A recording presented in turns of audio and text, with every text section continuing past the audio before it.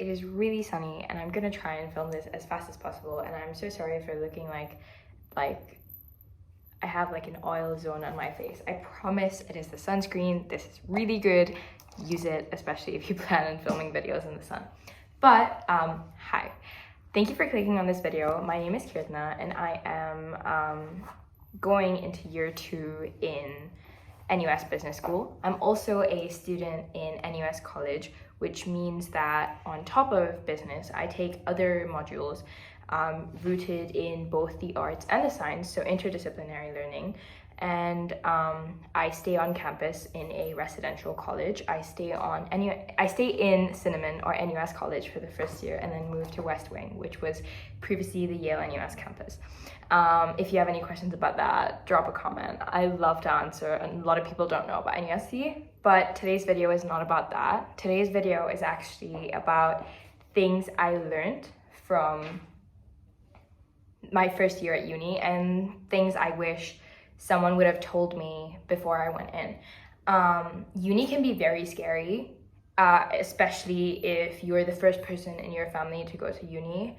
I was not, but I was the first person in my family to go to NUS or a Singaporean university. My parents both studied in India before they moved here. I'm sorry, I'm just gonna take off this bracelet because it keeps making noise and I don't want any of you to get annoyed by it. Okay, there you go. And essentially, number one, I wrote my learnings in my book. So number one, there is definitely a culture shock. So I was from junior college, which is JC in Singapore, which is essentially our grade 11 and 12 here. So I was in JC from when I was 17 and 18, and I came from I was from Victoria Junior College, which is in Singapore known to be like a decent-ish institution, like it's good. And that means that the people that you're surrounded with are extremely, like at least for my JC, we were known as like a mugger school to a certain extent, like a work hard, play hard, but a mugger school. And the people that kind of were in Victoria were this is my experience, by the way. I would just like to preface everything by saying that this is my experience. And if you're from VJ or if you're from uni and you have completely different experiences, that is fine. This is my experience and things I wish I knew before. So people in my batch in VJ were decently mannered, like they wouldn't curse a lot. Obviously, yes, we would curse and stuff. It's just not a lot. Or we generally didn't do things that were not I guess we were generally just good, we were all good-natured people. So I came from a very protected environment in the sense, I came from a very nurturing and kind environment.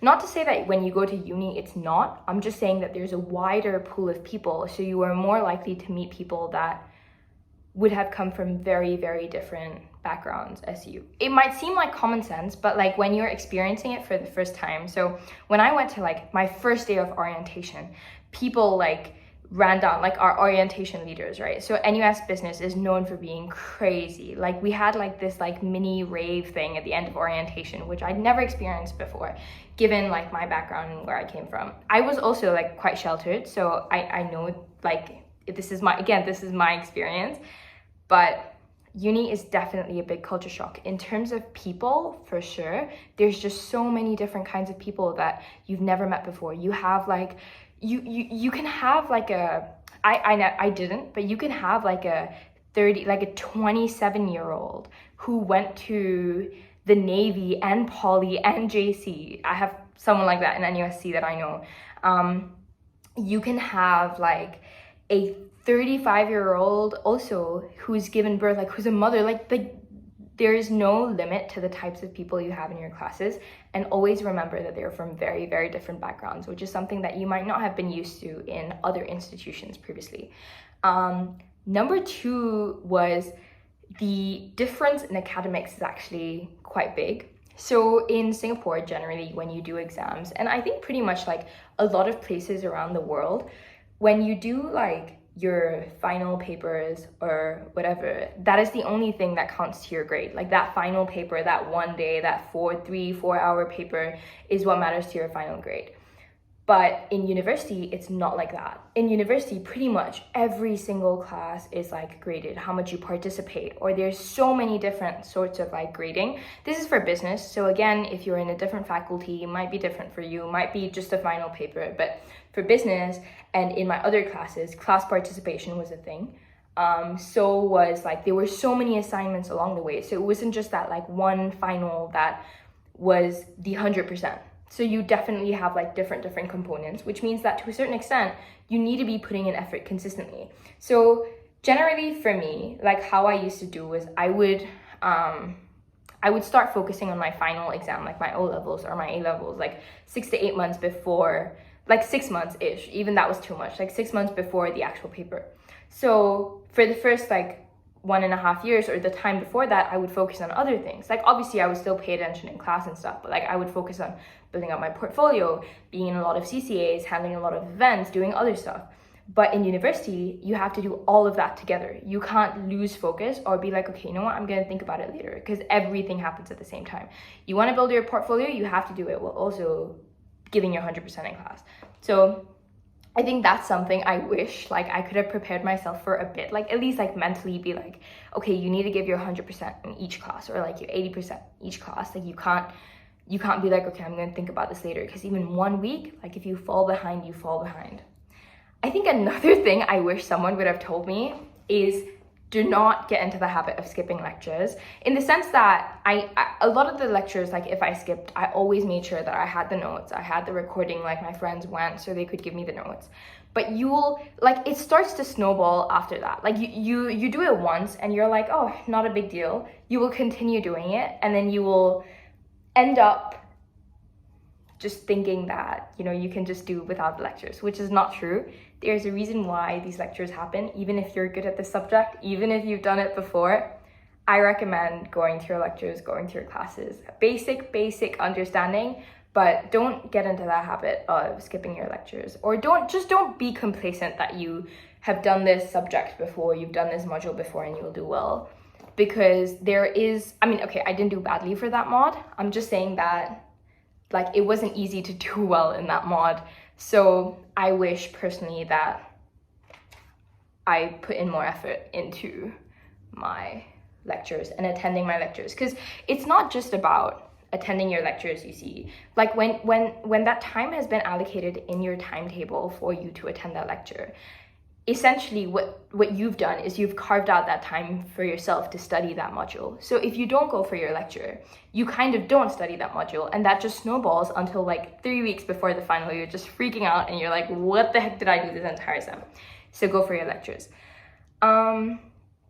Next thing I learned is grades are not everything. Getting an A+ or an A- or an A might have been something you were very used to in high school. It is not as common in university. Not saying that you can't get them. I got an A+ my first sem, which was crazy, and I have gotten A- since. Like I do get them quite consistently in the sense, but it is still something that you have to work extra hard to achieve. There is a reason why they might not be given out very regularly, depending on the module, depending on the prof, depending on the course you're in and everything, but there is definitely a difference. And this is also because of the bell curve. So you are not graded against just your own effort, but you're also graded against your cohort's effort. But please don't be a snake and try to ruin your friends' grades. Just focus on yourself and try to improve your own grades. I say this as a business student. Okay, next thing, prioritize yourself. Like you always want to prioritize yourself. Not in a way to be selfish or anything like that. Just that, for example, like I stayed on campus, and a lot of the times I was very like, I wanted to hang out with all my friends, or if my friends called me and they were like, okay, come, let's hang out, let's go for supper or whatever. And I was so tired or I had so much work, I still would go. But like now, after 1 year, like just say no. Like once in a while, you get to say no. You get to stay inside your room. You get to like, I don't know, wallow in self-pity or whatever you want to do. You don't have to force yourself to say yes to every opportunity. And this, I mean, in terms of like being friends in terms of like every social opportunity. There are other opportunities that I always encourage you to say yes to, but if there's too much on your plate, if you have other things to do that are more important, figure out how to prioritize and say yes to what you can truly say yes to, or what you must say yes to. Maturity levels of people. So this kind of like links back to how I think like there are so many different people in university. This means that everybody has different maturity levels. So everybody, like some people can be very emotionally mature. Some people might have to have like saying this in a very nice way, like can afford a few more lessons in understanding what emotions are and understanding how to deal with their own and other people's emotions. So just prepare yourself. Like you can't expect everybody to, if you're very emotionally mature, you can't expect other people to also be as emotionally mature as you, because they're not. You have to recognize that people come from very, very different backgrounds, very, very different upbringings, and you can't kind of impose your upbringing or the way that you were raised and your personality on other people. That's just not fair to them. It can be frustrating, it can be annoying, been there, done that, I know, but just try to be patient with the people around you and treat them with kindness.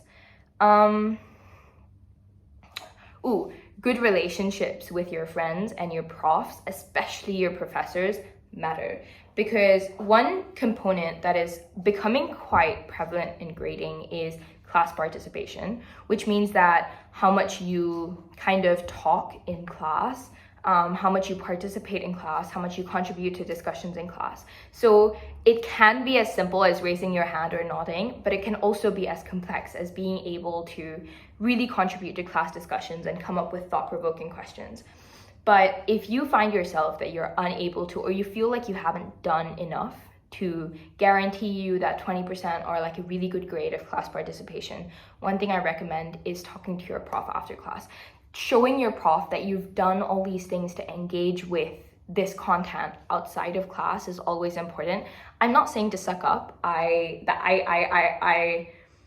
used to be a teacher's pet, but I'm not telling you to suck up. Your profs can tell. Your profs can like smell it from a mile away if you're trying to suck up. They've been doing this for a very long time. But at the same time, don't take having a relationship with your prof for granted and put an effort into that relationship. And yeah, I think my last thing is don't try to do everything. Like I said, there's going to be a lot of new opportunities, a lot of new horizons, a lot of new things that you want to do. Make sure that what you're prioritizing is yourself and what is important to you. So if grades is very important to you, you need to allocate enough time to study. If you're the kind of person that needs to study a lot to get good grades. If your priority is building connections, everybody comes to university for different things, right? Some people come to get like a really good degree. Some people come to build connections. Some people come to just have fun, explore other opportunities. Some people come just to appease their parents. And at the end of the day, you need to prioritize what you've come to uni for. So really understand why you decided to do this degree. Is it your parents? Is it yourself? What are you going to get out of this? And once you come up with that answer, you'll be able to prioritize exactly what you want to do in university. And I think that was just like my biggest takeaway, because I realized that I wanted to use university to explore other opportunities for my career. And that's why I'm currently in Bangkok on an internship at the end of year one, which a lot of year ones generally don't do. You generally start doing internships at the end of year 2 or year 3, but I kind of like knew what I want, and I was able to plan ahead such that I was able to get a hold of this opportunity as soon as possible and start going to Bangkok, seeking out internships and stuff like that. So at the end of the day, university is like an insane experience. I know that I've only been in university for 1 year and I have 3 more years to go, which feels like a lot, but it is a really good time, and it truly depends on like how you craft out your uni experience. So I think like my biggest takeaway from this is that the independence is absolutely insane. You truly have a lot of say in how you want your uni experience to be. So be very careful in what you choose to fill your days with. And that is pretty much what I wish someone had told me before I started university. And I hope this video helped you guys. I am so sorry if the lighting was out of whack. I just need to film this because it's been on my to-do list for a while. But yes. Also, the day I'm filming this, 19 June, we hit 100 subscribers. So thank you for that. And if you haven't subscribed yet, please subscribe. And I will see you guys soon. Bye-bye.